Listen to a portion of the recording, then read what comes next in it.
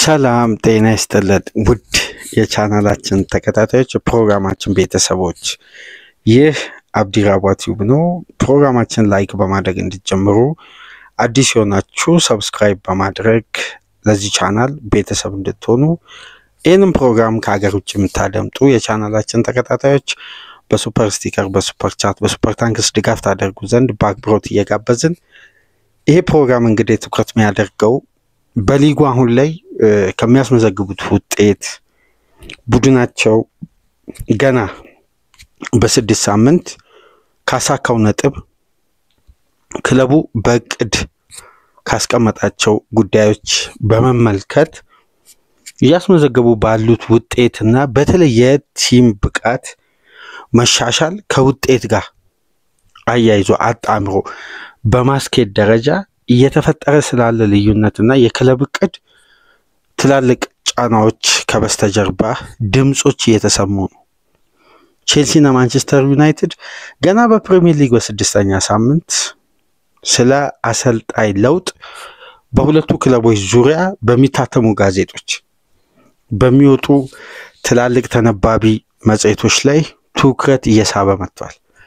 ይሄ ሂስቶሪ ምናልባት ዴቨሎፕ በዚህ ደረጃ በአንድ ምሽት ያደርጋል ተብሎ ባይጠበቅም ግን ባልተጠበቀና ባልተገመተ መልኩ በአንዴ ሊክ ያደረጉ የሚወጡ መረጃዎች እየበዙ መጥተዋል እና ይህን ፕሮግራም ለማሰናዳት ወደ እናንተ ለማቅረብ አንዳንድ መረጃዎችን ስመለከት አንድ በክለቦች ዙሪያ የአሰልጣኝ የቅጥር ለውጥ ሊደረግ ሲታሰብ የሚወጡ ተመሳሳይነት ያላቸው መረጃዎች አሉ።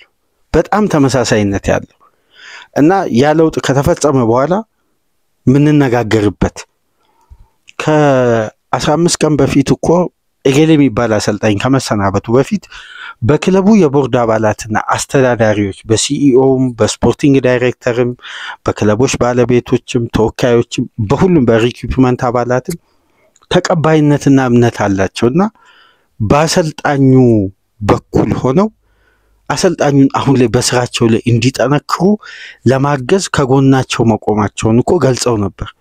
ግን ከዚህ ቀን በኋላ እነዚህ አሰልጣኞች ተሰናበቱ ብለን እናነሳለን።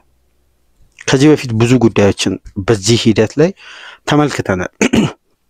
ኤሪክ ቴን ሃግ ከማንቸስተር ዩናይትድ የሚሰናበቱበት የውድድር ዓመት እኮ ኮንትራታቸው ታድሶ ሁለቱ ወገኖች ተማምነው አብሮ በጋራ ሊጉን ጨዋታ ጀመሩ። ኖቬምበር ላይ ተሰናበቱ። በርካታ ጉዳዮችን ማንሳት እንችላለን። ተመሳሳይነት ያለውን ውሳኔ ሲወሰን ጆዜ በማንቸስተር ዩናይትድ ቤት፣ ሮቤርቶ ዲሜቴሪውን፣ አንቶኒዮ ኮንቴን፣ ጆዜ ሞሪኖን ጨምሮ በቼልሲ ቤት ማሩሲዮ ሳሪ በቅርብ ዓመት ውስጥ የተሰናበቱ አሰልጣኞችን እንኳን ሞሪሲዮ ፖቼቲኖን፣ ፍራንክ ላምፓርድን፣ ፖተርን በሁለቱ ክለቦች ዙሪያ ብንመለከት እንዲህ አይነት የባለቤቶች ሳፖርትና ከጎናቸው መቆም ሁሌም እንደማይለይ መግለጫ ይሰጣል። ከተወሰኑ ጊዜያት በኋላ ይሰናበታል። ብዙም አይቆይም ወይም የጊዜ ልኬቱ ከ1 ወይም ከ2 ጨዋታ ያልፍ። ምክንያቱም ውጥረቱ በራሱ ቡድኑ ላይ የሚፈጥረው ጫናና የስነቦና ትኩረት የማጣትን ጉዳይ ስለሚፈጥር ውጤት ለማምጣት ራሱ ያ ሳፖርት በተባለው ደረጃ ቢኖር እንኳን ያለው ውጥረት በዛ ሳፖርት ብቻ የቡድኑ ውጤት መመለስ እንደማይቻል ይታወቃል። እና እቺ መግለጫ የምትወጣው ይላሉ አንድ የዴሊ ሜል ሪፖርተር ኢሻም ካሃን ይባላል። ለአርሴናል ቅርብ እንደሆነ የሚናገር የለንደን ሪፖርተር በቼልሲ በቶትናም በፉላም በብሬንፎርድ በክሪስታል ፓላስ በአጠቃላይ በለንደን ክለቦች ዙሪያ በሚጽፋቸው ጽሁፎች በጣም ተቀባይነትን ያገኘ የለንደን ሪፖርተር ነው። ቤን ጃኮብስ ደግሞ በተመሳሳይ ለቼልሲ በጣም ቅርበት እንዳለው የሚናገረው፣ ማንቸስተር ኢቭኒንግ ደግሞ ለማንቸስተር ዩናይትድ በተለየ ቅርበት እንዳለው የሚነገር ዕለታዊ የሚታተም ጋዜጣና የማንቸስተር ተነባቢ ዌብሳይት ነው። እነዚህ ለየክለቦች ቅርብ የሆኑ ጻፊዎች የሚሏቸው ነገሮች ግን ከእውነታው ከሚባለው ሳፖርት በጣም የራቀ ነው። አሁን ዘ ታይምስን ገብታችሁ ብትመለከቱ ማንቸስተር ዩናይትድ አሁን ላይ ባለው አቋም የሰር ጂም ራትክሊፍ ኢኒዮስ ሙሉ አስተዳደር ተወካዮች እምነት አላቸው በሩበን አሞሪም እና አሁን ፕሮጀክታቸውን እየገመገሙ እያዩት ነውና ይሄን ፕሮጀክት ሳፖርት ለማድረግ ነው የሚያስቡት ይላል ዘ ታይምስ። ግን ማንቸስተር ዩናይትድ ኢቪኒንግ የሚባለው ደግሞ ይሄን በጭራሽ አይቀበልም። 100% በተቃራኒ ነው ይሄን ነገር እያስተጋባ የሚገኝ። ሄዳቸው ለምሳሌ ቴሌግራፍን ብትመለከቱ በማቲሎ አማካኝነት ኤንዞ ማሬስካ ሳፖርት እንደሚያስፈልጋቸው ኤግባሊና ቶዲቦይሊ ተማምነው ለስቲዋርት ላውረንስና ለፖል ዊኒስተርሊ ለሁለቱ ስፖርቲንግ ዳይሬክተሮች ቼልሲ እንደምታውቁት በሁለት ስፖርቲንግ ዳይሬክተር ነው የሚተዳደረው ኢንፎርም አድርገዋል። እነዛም የበላይ አካላት ይሄን ጉዳይ ተቀብለዋል። ማሬስካን በዚህን ሰዓት ማገዝ እንዳለባቸው ይላል። ነገር ግን የነ ቤን ጃኮብስ አንዳንድ ጽሁፎችን ስንመለከት አሁን ለምሳሌ የቢቢሲው ሪፖርተር ሳሚ ማክቤል የሚጽፋቸው ጽሁፎች አንዳንድ ነገሮችን ስናይ ግን እውነታው ጥርጣሬ በከፍተኛ ሁኔታ የሆነ ግለት ከበስተጀርባ አለ በሁለቱም ክለቦች ዙሪያ እና አንድ የሥራ ኃላፊነትን ለማጣት የተቃረበ አሰልጣኝ አለ ከሁለት አንዱ። የትኛው አሰልጣኝ እነዚህን አሰልጣኝ ለመተካት እንደተዘጋጀ ግልጽ ባይሆንም ግን የሆነ ትኩረት የሚስብ ውሳኔ ሊተላለፍ ይችላል። ምናልባት ከአንድ ጨዋታ በኋላ የሊግም ሊሆን ይችላል በቼልሲ በኩል የሻምፒየንስ ሊግም ሊሆን ይችላል በማንቸስተር ዩናይትድ ቀጣይ ጨዋታም ሊሆን ይችላል ጠንካራ ውሳኔ ሊተላለፍ ከጫፍ እንደደረሰ ግን እውነታዎች ይገልጻሉ። እነዚህን እውነታ ደግሞ ከግምት ውስጥ የምናስገባው ከዚህ ቀደም በተለምዶ ክለቦች የሚያወጡት ሪፖርት አሰልጣኝን ለማሰናበት ሲቃረቡ ነው። ከጎኑ ነን ከአሰልጣኙ አጠገብ እና ወይ ክለብ ባያወጣ የቡድኑ ካፕቴን ለምሳሌ ታስታውሳላችሁ ራፋኤል ቤኒቴስ ከሪያል ማድሪድ ሊሰናበቱ የአንድ ጨዋታ እድሜ ያላቸው ማርካ የአንድ ጨዋታ እድሜ ነው ቤኒቴዝ ያለው ብሎ በፊት ገጹ ይዞ ሲወጣ ማርሴሎ በቀጥታ ሚዲያ ላይ በመውጣት እንደኛ ከራፋ አጠገብ ነን ይሄን ውጤት ለማስተካከል የተሻለውን ሁሉ እናደርጋለን በሚል ጋዜጣዊ መግለጫ ሰጡ። ማርካ ይህን ዘገባ ይዞ የወጣው በባርሳ ማድሪድ 4-0 በሚደው በሚሸነፍበት ጨዋታ ቀደም ብሎ ከማድሪድ ጨዋታ ከባርሳ ጨዋታ በኋላ ራፋኤል ቤኒቴዝ ከሪያል ማድሪድ አሰልጣኝነት ስፍራ ተሰናበቱ። ስለዚህ ለክለቦች ቅርብ የሆኑ ጋዜጦች የሚጽፉትና ተነባቢ አገር አቀፍ ሚዲያዎች ምክንያቱም በውሳኔው በኩል እርግጠኛነት እስካላገኙ ድረስ ቢያቁት እንኳን እውነታውን አይጽፉ። የሚጽፉት ምንድነው በወቅቱ ክለቡ ለዛ አሰልጣኝ ያለውን ቦታ ነው እንጂ ስለ እውነታው ሳያውቁ ቀርቶ አይደለም። የዕለታዊና ጊዜያዊ ሁኔታ ነው የሚገልጹት እና ጊዜያዊ ሁኔታ ምንድነው ከክለቦች የሚያገኙት የሆነ ድጋፍ እንዳለ። ይሄ ግን አይመስልም። አሰልጣኝ ኤንዞ ማሬስካና ሩበን አሞሪም ስራቸውን ለማጣት የተቃረቡ ይመስላል። አሁን ላይ በሚወጡ ለክለቦች ቅርብ የሆኑ ጋዜጦች የሚሉትና አገር አቀፍ ተነባቢ ጋዜጦች የሚያወጡ ጽሁፍ የተለያየ ሆኖ አግኝተናል። በጣም የተለያየ አንዳንድ የዝውውር ዘጋቢዎች በተለይ እንደነ ፋብሪዚዮ ሮማኖ አይነት ዘጋቢዎች ደግሞ በማንቸስተር ዩናይትድ የሚታመኑ ወይም ባላቸው ቅርበት የተነሳ እነዚህ አሰልጣኞች በኢኒዮስ ሊመረጡ ይችላሉ። ግን አሁን ላይ በሩበን አሞሪም ፕሮጀክት ላይ የተለያዩ ውሳኔዎችን ለማስተላለፍ ክለቡ በቅርብ ርቀት ከአሰልጣኙ ጎን በመቆም ጉዳዮችን እየተከታተለ ነው ይላል። የትኛውን ጉዳይ ነው የሚከታተሉት? የትኛውን ጉዳይ? ለምሳሌ የፋብሪዚዮን የምሽቱ የዩቲዩብ ቪዲዮ ከተመለከታችሁ በማንቸስተር ዩናይትድ እና በቼልሲ ጨዋታ ድል በቼልሲ ላይ ማንቸስተር ዩናይትድ ያስመዘገበው ድል እንኳን ሰር ጂም ራድክሊፍን አላሳመናቸው እና አንዳንድ የክለቡን ፕሮጀክት አቅጣጫ ድጋሚ እየተመለከቱ ይገኛል። እንዲህ አይነት ዘገባዎች በነገራችን ላይ አድማጮች በቀጥታ ሪፖርተሮች መረጃውን ቶሎ ሊክ አድርገው አያውጡ እንጂ ያውቁታል። አሁን ለምሳሌ አንድ የስካይ ቤት ይሄ ቤቲንግ ካምፓኒዎች ኦንላይን ቤት እንዲያደርጉ የተለየ አዳዲስ ጥቅሞች አሉ በዚህ ይሄን ያክል $1000 ታገኛላችሁ በሚል ይዘው በሚወጡት ትላልቅ ኦዶች አማካኝነት ሩበን አሞሪም ይሰናበታሉ ብሎ ቤት ለማድረግ ለምሳሌ ከዚህ በፊት ከብሬንፎርድ ጨዋታ በፊት ከነበረው ኦድ የመጨረሻ ወርዶ ዝቅተኛ ኦድ አግኝቷል። ይሄ ማለት ፕሮባቢሊቲው የመልቀቅ እድላቸው ሰፊ ነው ማለት። ይሄ ካምፓኒ በትንሽ ኦድ ነው የሩበን አሞሪም መልቀቅን እየሸጠ ያለው።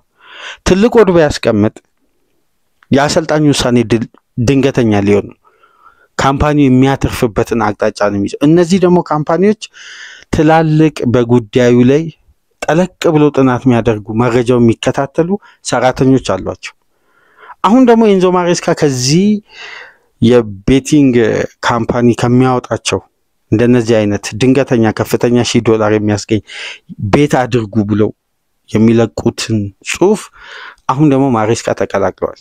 በጣም የሚያስገርማችሁ ኑኖ ስፒሪቶ ሳንቶስ ሊሰናበቱ ከ24 ሰዓት በፊት ለምሳሌ 5-7 የሰጠውን ኦድ አውርደው 2-7 ሰጥተው ነበር ፕሮባቢሊቲው ማለት።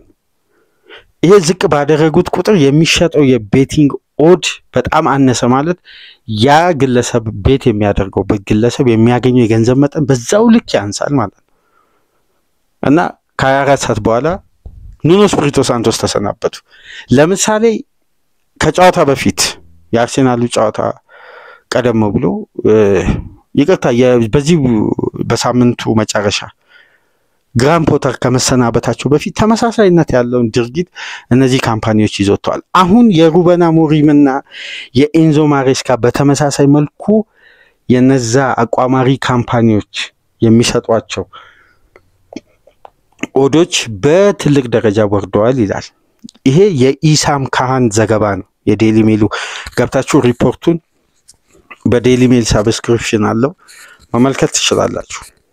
ከባድ ግለት አለ ከበስተጀርባ በማንቸስተር ዩናይትድ ቤት በቼልሲ ቤት። ግን እስቲ ወደ ሩበን አሞሪም እንመጣለን። ግን ኤንዞ ማሬስካ ዙሪያ ማንሳት ያለብን ነጥብ አለ አንድ የተለየ። ምክንያቱም አንድ አሰልጣኝ ውጤት ስለጠፋ ብቻ ማሰናበት ያው ተገቢነቱን ከፍ ሊያደርግ ይችላል። ግን ከበስተጀርባ ያሉ ጥያቄዎች በአግባቡ ተመልሰዋል ወይ የሚለው ነገር ደግሞ ሌላ መወያያ ርዕስ ይፈልጋል። ለምሳሌ በዚህኛው የሳመር የዝውውር መስኮት እቅድ በክለቡ ኤንዞ ማሬስካ ፍጹም ደስተኛ አይደለም። በዋነኝነት ደስተኛ ያልሆኑበት ምክንያት አንድ አውት ኤንድ አውት ነምበር 9 ነው ያለኝ ብለው ኮምፕሌን አቅርበዋል ሌም ዴላፕ እና ክለቡ ሌም ዴላፕን ሲያመጣ ለምሳሌ ኒኮላስ ጃክሰን ነበረው፣ ክሪስቶፈር እንኩንኩ ነበረው። ምንም እንኳን አሰልጣኙ ባይፈልጉትም ግን የፕሮጀክቱ አካል ነበር። ተጫዋቹ ግን መስተመጨረሻ ለመልቀቅ ትልቅ ፍላጎት ያሳየው በአሰልጣኙ የሚያገኘውን የደቂቃ መጠን እርግጠኛ የሆነ ስለመጣ በጣም ዝቅተኛ እንደሚሆን ምናልባት የትላልቅ ውድድሮችን እድል እንደማያገኝ ስላወቀ በሩ እንዲከፈትለት ጠየቀ፣ ተከፈተለት፣ ለቀቀ። ኒኮላስ ጃክሰን የአሰልጣኙ ምርጫ ነው። ግን በነበረው ታክቲካል ፍሌክሲቢሊቲ ፊት ሊያደርግ ስላልቻለ የተሻለ አጥቂ ፈለጉ። ግን ኒኮላስ ጃክሰንን ኤንዞ ማሬስካ መልቀቅ እንደሚፈልጉ የመጨረሻ ውሳኔ ያስተላለፉት በክለብ ወርልድ ካፕ ጨዋታ ሌም ዴላፕ ያለ በፍላሚንጎ ጨዋታ ታስታውሱ እንደሆነ በቀይ ካርድ የወጣው በዛ ጨዋታ መሰለኝ። በጣም አሰልጣኙ ኮንትሮል መሆን እስኪያቀታቸው ድረስ ነው ወጥተው የተቹት። ተጫዋቹን በዚህ ባህሪው እንግዲህ ሊዘልቅ እንደማይችል አመነና ለመልቀቅ እሱ ፍቃደኝነቱን አሳየ ለቦታው ከመታገል ይልቅ። ስለዚህ አሰልጣኙም እያሉ የሚገኙት ሌም ዴላፕ ተተኪ ተደርጎ አልመጣም ነው፣ በቀጥታ ነው የመጣው። ስለዚህ የኡንኩንኩና ኒኮላስ ጃክሰን ቢያንስ አንድ ጥራቱ ከፍ ያለ ተጫዋች አልተተካልኝም በአማራጭ ደረጃ ይላሉ። አንደኛ የትራንስፈር ፖሊሲውን በመተቸት ማለት ነው። አሁን በባለቤት በስፖርቲንግ ዳይሬክተር በአሰልጣኝ መካከል በስፖርቲንግ ዳይሬክተሮችና በባለቤቶች መካከል ሁሌም እቅድ አንዳንደበት ነው የሚናገረው። የክለቡን እቅድ ነው ስፖርቲንግ ዳይሬክተርና ይሄ ሲኢኦ የሚያስፈጽሙት የባለቤቶች የነሱ ፕሮጀክት ነው። አሰልጣኝና ግን እነዚህ የሥራ ዘርፎች በሐሳቦች ልዩነት ላይ ከቆሙ የዛ አሰልጣኝ ስራ አደጋ ውስጥ ገብቷል። 100% አደጋ ውስጥ ገብቷል።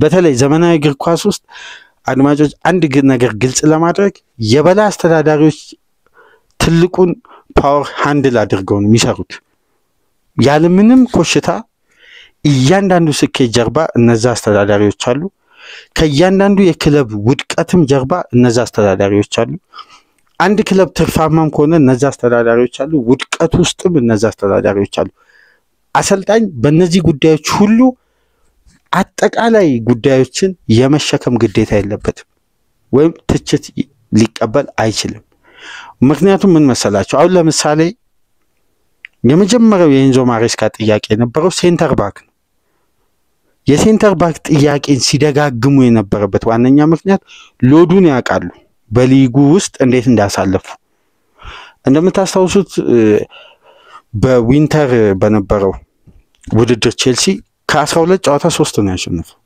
ከሶስቱ ደግሞ አንዱ በኤፍኤ ካፕ 3ኛ ዲቪዥን ነው 2ኛ ዲቪዥን የሚገኝ ቡድን ነው ያሸነፈው በዛም ወቅት ግን ክለቡ ከጎናቸው ሲቆም በሚዲያ አውጥቶ አይደለም በፕሮጀክቱ ላይ ያላቸውን እምነት ተመልክተው እስቲ ጊዜ እንስጣቸው የኔ ውድድር አመት በማለት ጊዜ መስጠት ተጀመረ ቼልሲ በውድድር አመቱ መጨረሻ ምን አሳካ ኮንፈረንስ ሊግ ክለብ ወርልድ ካፕን አራተኛነትን ይዞ ወደ ሻምፒዮንስ ሊግ እግር ኳስ ሲመለስ ይሄ ፕሮጀክት በትግስት ምክንያት አንድ ስቴፕ አደገ ብሎ ቦርዱም ስፖርቲንግ ዳይሬክተሮችም ሁለቱ ባለቤቶችም አመኑ አሁን ግን የፕሮጀክት ውስጥ ያሉ መጠናከር ያለባቸው ጉዳዮች በበቂ ሁኔታ አልተጠናከሩ የሚለው ኮምፕሌን ከባለፈው የቼልሲና ብራይተን ጨዋታ በኋላ ከሽንፈቱ በኋላ አሰልጣኙ ይሄን ጉዳይ አነሱ ስለዚህ አሰልጣኙ አንድ ጥሩ ውጤት ላይ ሲሆኑ እነዚህ ጉዳዮችን አያነሱ ውጤት ሲጠፋ ግን የስኳዱ ባላንስ አልተጠበቀልኝም ብሎ ሚዲያ ላይ ወጥቶ የሚተቹት ከበስተጀርባ ባለው ጫና ነው እነዚህ ከባለቤቶችም ሊሆን ይችላል ከበላይ አስተዳዳሪዎች ስለዚህ እነዚህ ጫናዎች ደግሞ የአሰልጣኝን ስልጣን ሆነ የውሳኔን አቅም እያላሉ በቦታው ላይ ያለውን አለመረጋጋት ነው የሚፈጥሩት እና ቼልሲ በቀጥታ ከየትኛውም አሰልጣኝ ጋር ስሙ አልተያዘም ግን ማሬስካ የሻምፒዮንስ ሊጉን ጨዋታ ካላሸነፉ አትጠራጠሩ የሊቨርፑልን ጨዋታ ላይጀምሩ ይችላሉ በአሰልጣኝነት ከቤኔፊካ ጋር በስታንፎርድ ብሪጅ አቻ ከወጡ እንኳን ምናልባት ለኢንተርናሽናል ብሬኩ ጋፕ ተብሎ የስታንፎርድ ብሪጅን የሊቨርፑልና የቼልሲን ጨዋታ ቅዳሜ የሚደረገው ሊታገሱ ይችላሉ በጭራሽ ግን ኤንዞ ማሬስካ ከኢንተርናሽናል ብሬክ በኋላ በቼልሲ አሰልጣኝነት አንመለከታቸውም የግድ ቀጣይ ጨዋታዎችን ማሸነፋል ይሄን ጨዋታ ደግሞ እንዳያሸንፉ ወይም ከበድ ያለ ከፊት ለፊት ፈተና የሚጠብቃቸው በጉዳትና በካርድ ምክንያት ፈታኝ ጊዜያት ከፊት ለፊታቸው አለ አሁን የሚጠይቋቸው ጥያቄዎች በርግጥ ማለት ነው አሁን ላይ ቼልሲ ላጣው መብቴ ትልቅ ጉዳይ ይሄ በጣም የሚያሳምን ነው እንደ አሰልጣኝ ሆነን ከተመለከተ አሁን የቼልሲ ደጋፊዎች በኤንዞ ማሬስካ ዙሪያ አንዳንድ ውሳኔዎች ተገቢ አለመሆናቸውን ተረድታችሁ ምተቹበት መንገድ አለ ይሄ ተገቢ ነው እንደ ደጋፊ ግን መለስ ብለን ሙሉ እስቲ የቡድኑን ፕላን ተመልከቱ አንዳንዴ ክለቡ ውጤት ማጣቱ አሰልጣኙን ብቻ መውቀስ ሳይሆን የክለቡ ሙሉ ግንባታና ያለፈው ሳመት ቼልሲ እኮ በትርፋማነት ነው ያጠናቀቀው ከግዢ ይልቅ መሸጥን ነው ያስቀደመው ይሄ ቢዝነስ ቡድን ነው የመሰለው ለምሳሌ ሌቪል ኮልዌልን የመሰለ የክለቡ ምርጥ ሴንተር ባክ ተጎርቶ ቼልሲ የሌቪ ኮልዌልን ተተኪ በዛ ደረጃ ጥራቱን ለማሳደግ ለምንድነው ያልጣረው አሁን እኮ ከሌቪ ኮልዌል ጉዳት በኋላ ፎፋና የባዲያሺል ፊትነስ አስተማማኝ አይደለም ከብራይተን ጋር አሉ ከጨዋታው በኋላ ሁሉ አሁን በተከላካይ ስፍራ ጉዳት አለ ካርድ አለ ግን ያሰልጣኙ ጥያቄ ይሄ ችግር ሳይመጣ በፊት እየጠየቁ ነበር ስለዚህ ያሰልጣኙ ጥያቄ ተገቢ ነው አልተመለሰም የክለቡ ችግር ነው ውጤት ለምን ጠፋ ክለቡና አሰልጣኙ እኩል ይሄን ጫና ሼር ማድረግ ያለባቸው አሁን አሰልጣኙ ነው ፊት ለፊት የሚጋፈጡት ይሄን አሁን ያስተዳዳሪዎች አፐር ሃንድ መያዝ አሰልጣኙን ሁሌ ጫና ውስጥ የሚከተው በስራቸው ላይ ይሄን በበቂ ሁኔታ ኃይል አልቀረበም ብሎ አሰልጣኝ ኮምፕሌን ካደረገ ያ ጉዳይ ቢያንስ በወቅቱ መብቴ ለማበጀት አማራጭ መፍጠር ይቻላል ከፍተኛ ኢንቨስትመንት ማውጣት ባይችል እንደምታውቁት ቼልሲ በፒኤስአር የተረጋጋ አንደኛ ደረጃ ይዞ ነው ያጠናቀቀው ምንም አይነት ጫና አልነበረበትም ግን ስለ ትርፋማነት ቢዝነስ ነበር ቼልሲ ሳመር ላይ ያስያስብ የነበረው በእርግጥ ኢንቨስት አድርጓል፣ ጥሩ ተጫዋቾችን ገዝቷል፣ ግን ለአሰልጣኙ በቂ አልነበረም። ይሄ ኮምፕሌን አሁን ይወጣል። የዝውውር እቅድ አለመግባባት ደግሞ በክለብ ውስጥ 100% የአሰልጣኙን አለመረጋጋትና የመልቀቅ እድልን ያሰፋል። የምፈልጋቸው ተጫዋቾች አልመጡልኝም፣ ለዚህ ውጤት መመዝገብ ደግሞ እነዚህ እቅዶች ስላልተፈጸሙ ነው የሚለው ጉዳይ መነሳት ከጀመረ የሀሳቦች ልዩነት አለ። አብሮ በጋራ ለመዝለቅ የሚያስፈራ መግባባት ሲኖር ነው። ይሄን እንደ አንድ ነጥብ ያዙ። ነገር ግን ታክቲካል ፍሌክሲቢሊቲ ደግሞ አሰልጣኙን ያስወቅሳል። በቀይ ካርድ ቡድኑ የወጣበት የታክቲክ መንገድ ደግሞ ተመሳሳይነት አለው። በነገራችን ላይ ይሄን ባለፈው ሳተርዴይ ሪአክሽን ብለን እሁድ በሰራ ነው ፕሮግራም ላይ ብታደምጡ የቼልሲ ደጋፊዎች መለስ ብላችሁ እዛ ላይ ያነሳናቸው ሀሳቦች አሉ። የመጀመሪያው ጉዳይ ሞሲካስ ይቅርታ ሮበርት ሳንቼዝ ኢምቤሞን የጠለፈበትን ፖዚሽን ካያችሁ ወደ ቼልሲ የአደጋ ክልል መግቢያ ቦክሱ ጫፍ ላይ ነበር። ቻላባ በተመሳሳይ ፋውል የሰራው እዛ ቦታ ላይ ነው። ቼልሲ በተመሳሳይ እንቅስቃሴ እንዴት ሁለቱ ፖዚሽኖች ተከፈቱ? አሁን ትልቁ ጥያቄ አሰልጣኙ እያሳበቡ ያሉት የጥራት የስታንዳርድ ጉዳይ ነው፣ እኛ ላይ አደጋ እንዲፈጠር ወይም ያሉኝ አማራጮቼ ለእለቱ ታክቲክ ፍሌክሲብል አይደሉም ብለው ጃሬል ሃቶንም ተችተዋል። በቂ አልነበረም ለጨዋታው በማለት። ስለዚህ አሰልጣኙ ምንድነው አሁን ከራሳቸው ታክቲካል ኃላፊነት ይልቅ ቡድኑ ስላለው ጥራት ጥያቄ ማስነሳት ጀመሩ። 165,000 ፓውንድ ደሞዝ የሚያገኝ ዲሳሲ ለኔ ታክቲክ በቂ አይደለም በማለት እንግዲህ አይገለገሉበትም። ቢያንስ ችግር ለመሻገር እንኳን ሊጠቀሙት ፍቃደኛ አይደሉም። አሰልጣኙ ግትርነት አለባቸው። ክለቡ ደግሞ እንደ ክለብ አሰልጣኙን የማገዙ ድክመት ደግሞ በደንብ ታይቷል። ስለዚህ ሁለቱን ጉዳይ አቻችሎ ይዘልቃሉ ወይ? አይመስልም። አሁን ላይ ያለው ሁኔታ ሊዘልቁ የሚችሉበት መንገድ አለ። ልክ መጀመሪያ ላይ እንዳነሳሁት በሊጉ አጋማሽ አካባቢ ቼልሲ ከ12 ጨዋታ 3 ሲያሸንፍ ከ3ቱ አንዱ በኤፍኤ ካፕ የሶስተኛ ዲቪዥን ቡድን 5-1 ምናምን አሸንፎ በተሻገረበት ወቅት አሰልጣኙን እንታገስና ፕሮጀክታቸውን እንይባሉበት ጊዜ ረጅም ርቀት ተጉዘው እነዛን ስኬቶች አምጥተዋል። አሁን ያ ትግስት ሊሰጣቸው ይገባል ወይ የሚለው ቀጣይ ፊክቸሮችን ጫና ከተሻገሩ እነዚህን ፊክቸሮች ደግሞ ለመሻገር በቂ ኃይል አላቸው ወይ የላቸውም? ፓልመር ተጎድቷል ከኢንተርናሽናል ብሬክ በኋላ ነው። አሁን ደግሞ ይመለሳል እየተባለ የሚገኝ ሌሎች ተጫዋቾችም በካርድና በጉዳት ምክንያት ከስብስቡ ርቀዋል። ስለዚህ ለማሬስካ ከፍተኛ ጣርና ጭንቅ የበዛበት ሰዓት ነው። በስራ ዘመናቸው 45 ዓመታቸው ነው። በፕሮፌሽናል የአሰልጣኝነት ዘመናቸው ሁለተኛ ኬሪየራቸውን በቼልሲ ቤት እያሳለፉ ነው። ጥሩ ቡድን ለመገንባት ጥረዋል። ጥሩ ውጤታማነት አምጥቷል። ቼልሲም ወደ ሻምፒየንስ ሊግ እግር ኳስ መልሷል። የኮንፈረንስ ሊግ አሸናፊ ሆነዋል። በክለብ ወርልድ ካፕ አስደናቂ ውጤት ፔዤ ላይ ተቀናጅቷል። ግን እኔ አንድ አሰልጣኝ ማሬስካ ላይ የማልፈርደው የቼልሲ ደጋፊዎች እንደማትስማሙበት አውቃለሁ። ግን እኮ ይሄ አሰልጣኝ ሊጉ ከተጠናቀቀ በኋላ ሊጉ እስከሚጀምር የ21 ቀን እረፍት ብቻ እኮ ነው ያገኘው ክለቡ። 21 ቀን እረፍት ሊቨርፑልን፣ አርሴናልን፣ ማንቸስተር ዩናይትድን፣ ቶትናምን፣ ሌሎች ክለቦችን ከቼልሲና ከሲቲ ውጭ ያሉት የእንግሊዝ ክለቦች እንዴት ቅድመ ውድድር ጊዜ ዝግጅት በጥሩ ንቃት ሲያደርጉ እንደነበር።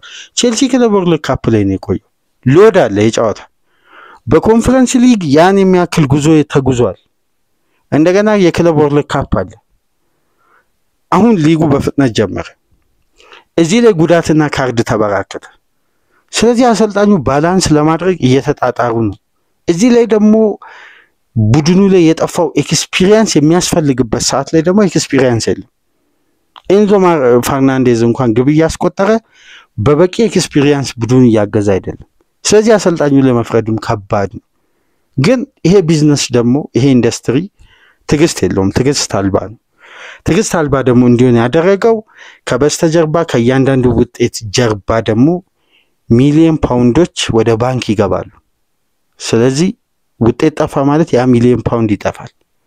ስለዚህ ያ ሚሊዮን ፓውንድ ጠፋ ማለት እዚህ ቢዝነስ ላይ ኪሳራው ፋይናንሻሊም ነው የቡድኑን ብራንድ ነው የሚያወርደው ከባድ ነው ስለዚህ አንድ አሰልጣኝ የሚሸከመው ጫና ቀላል የሚባል አይደለም ግን የማሬስካ ስራ በአደጋ ላይ እንደወደቀ አሁን ተረጋግጧል ይሄ ነው በማሬስካ በኩል ምናነሳው ወደ ሩበን አሞሪም ስንመጣ ግን አንዱ ነታል አንድ ቡድን መልክ ለመያዝ ስትራክቸር ለመያዝ ቅርጽ ይዞ በተሻለ መሻሻል ውስጥ ቢያንስ የሚያሸንፋቸው ጨዋታ ቁጥር ከፍ ያለ ያደገ ቢመጣ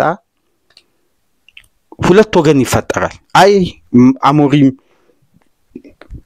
እድል ይሰጣቸው አይ አሞሪም እድል አይሰጣቸው ማንቸስተር ከዚህ በላይ ውጤት ያስፈልጋል የሚል ሁለት ቡድን ይፈጠራል አሁን በአሞሪም በኩል የሚቆም የዩናይትድ አስተዳዳሪ እንጂ የትኛውም የክለቡ ደጋፊ ደስተኛ አይደለም አንደኛ እኔ በታክቲኩ ላይ ሳይሆን አሰልጣኙ ዩናይትድን በዚህ ስብስብና በዚህ ስትራክቸር በዚህ አሰልጣኙ በሚከተሉት ያጫወት መንገድ ከዚህ በላይ ይዞ ለመሻገር የሚያስችል አቅም የላቸው አሁን ዩናይትድ በአሞሪም ውስጥ ይቀየራል ብሎ መጠበቅ ማለት አሁን ላይ ባለው እንቅስቃሴና ሁኔታ ስንመለከት ቡድኑ ያ የነበረውን ያሸናፊነት ስነቦና ከጊዜ ወደ ጊዜ ያጣ ሲመጣ ስናይ ቡድኑ ላይ ያለው በራስ መተማመንና አንዲትን አጋጣሚ ለመነሳት የሚያስችል እኔ እንደውም አንድ በግሌ በጣም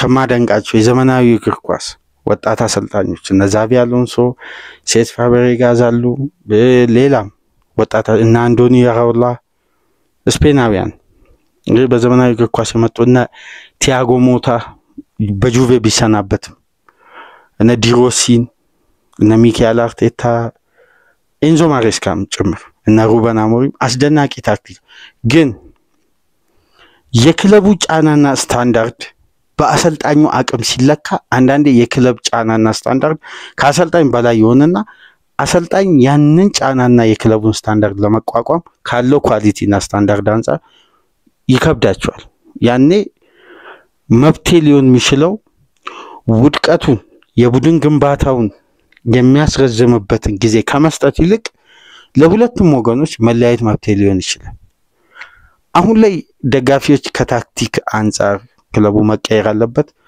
አንድ እዚህ ጋር ግልጽ የሆነ ነገር ለማንሳት አሞሪም ያለው አቋም 100% ትክክል ነው ምክንያቱም በዚህ ታክቲክ ፕሩፍ አድርጎ አሳይቷል በስፖርቲንግ ሊዝበን ለዛ ነው በሊቨርፑል ኃላፊዎች ተፈለገ ሲቲ የጋርዲዮላን ኮንትራት ከማራዘሙ በፊት በሂጎ ቬና አማካኝነት በቀጥታ ሞናኮ ከተማ ውስጥ ጠርቷቸው አናገሯቸው ኖ በባክስሪ ነው የሚጫወተው ወደ ባክፎር አልቀየርም በማለት ለሂጎ ቬና በትክክል ለቅርብ ጓደኛቸው ሂጎ ቬናና በነገራችን ላይ ሩበን አሞሪም አብረው ተጫውተዋል የሲቲ ስፖርቲንግ ዳይሬክተር እና ሩበን አሞሪም በፖርቱጋል ብሔራዊ ቡድን በቤኔፊካም ጭምር ስለዚህ ሊቨርፑልም ማንቸስተር ሲቲም ሌሎች ክለቦችም ዌስትሃም ለንደን ድረስ ጋብዟቸው በትልቅ ሌክዠሪ ሆቴል ሲያናግሯቸው ነበር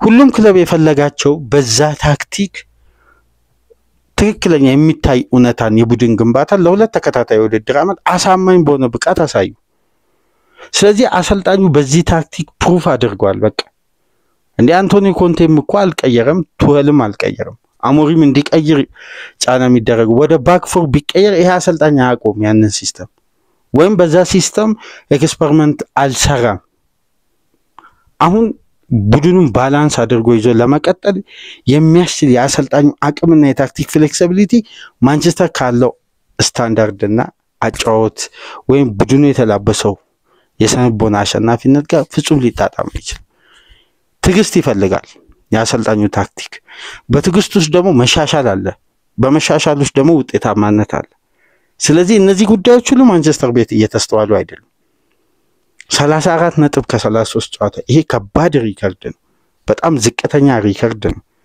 9 ጨዋታ ነው ያሸነፉት 17 ጨዋታ ተሸንፈዋል የተቀሩትን አቻውተዋል ስለዚህ ለአሰልጣኙ በዩናይትድ ቤት ነፍስ የመዝራትን ጉዳይ ከጊዜ ወደ ጊዜ ስናይ እንደ ማንቸስተር ዩናይትድ እኮ በክለቡ ታሪክ ባክ ቱ ባክ አሸንፎ ማያውቅበት ጊዜ እየመጣ ነው። በተከታታይ ከጨዋታ ሁለት ተከታታይ ጨዋታ ማንቸስተር ዩናይትድ በአሰልጣኙ ሊያሸንፍ አልቻለም። እነዚህ ጉዳዮች ደግሞ ከጊዜ ወደ ጊዜ ይፈታሉ የሚሉ ጭላንጭል ፍንጮች አሉ። እነዛ ፍንጮች እንኳን ሊቀጥሉ አልቻሉም። ስለዚህ ማንቸስተር ዩናይትድ በሩበን አሞሪም በበለጠ አሁን ግርማ ሞገሱንም ያጣ መጥቷል።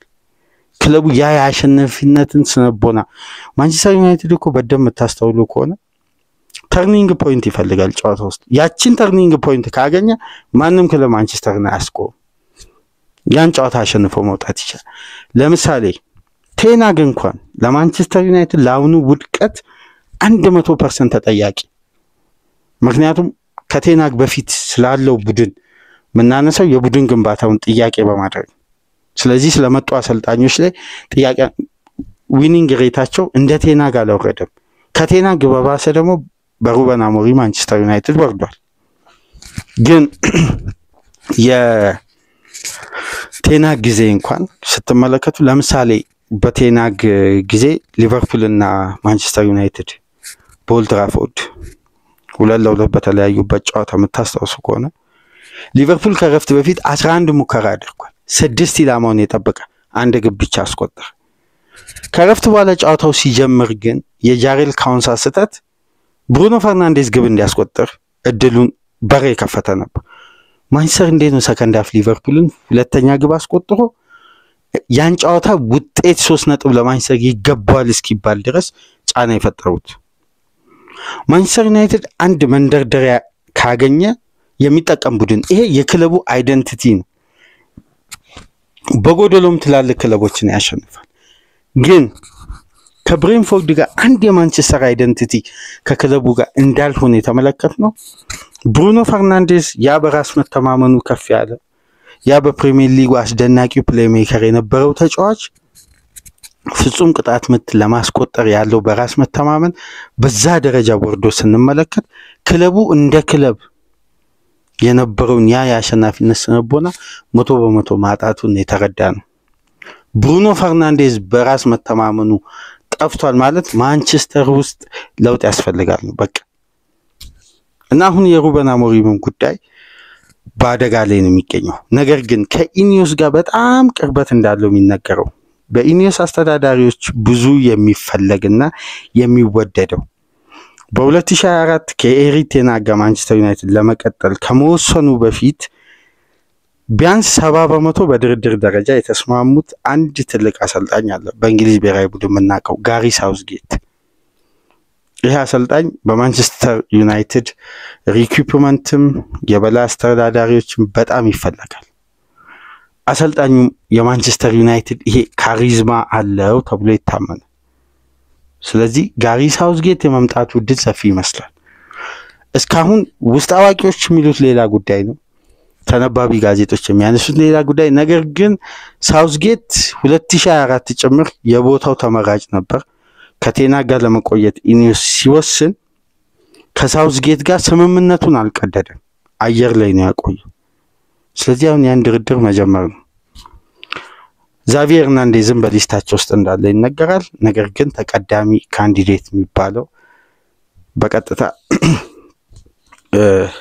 ጋሪ ሳውዝጌት ነው። እስቲ የጉዳዩን እድገትና ለውጥ ተመልክተን በሌላ ፕሮግራም ይዘላችሁ እንመጣለን። ላይክ፣ ሼር፣ ሰብስክራይብ ማድረጋችሁ እንዳትረሱ።